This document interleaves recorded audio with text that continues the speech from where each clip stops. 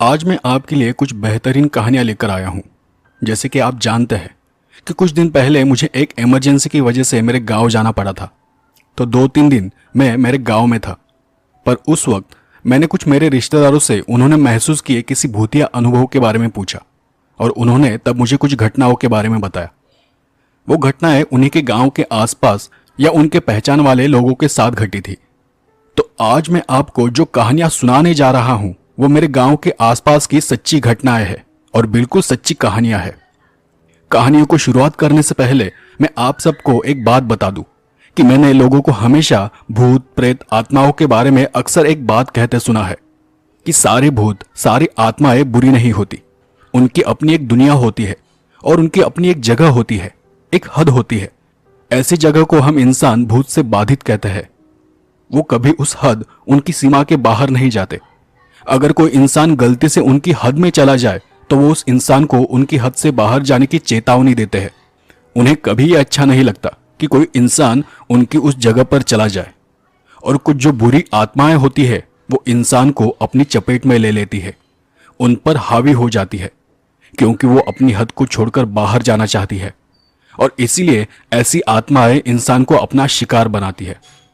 आज की कुछ कहानियां ऐसे ही भूत प्रेत से बाधित जगहों के बारे में है। तो चलिए कहानी की ओर बढ़ते हैं। पहली कहानी मुझे मेरे कजिन ने सुनाई थी जो कि गांव का ही रहने वाला है और ये कहानी उसके दोस्त किशोर के साथ हुई एक सच्ची घटना है। तो कहानी कुछ ऐसी है। तो किशोर तब एमआईडीसी में काम किया करता था। अब जो लोग नहीं जानते हैं कि एमआईडीसी क्या होती है उन्हें बता दूं कि एमआईडीसी मतलब महाराष्ट्र इंडस्ट्रियल डेवलपमेंट कॉरपोरेशन।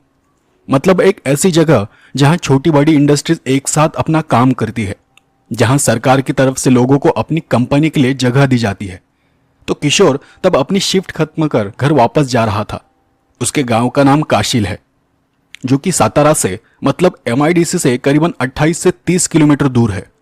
अब उसकी शिफ्ट रात करीबन 11 बजे खत्म हो गई थी और वो कुछ 11:30 बजे अपनी बाइक लेकर रात अपने घर निकल पड़ा।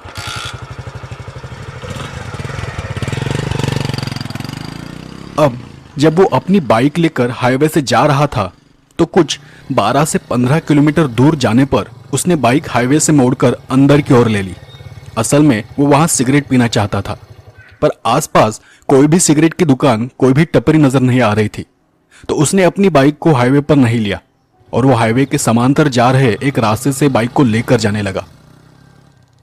उसने सोचा कि कहीं कोई टपरी दिखाई देगी तो गाड़ी को रोकना आसान होगा और उसके बाद कुछ 6 या 7 किलोमीटर उस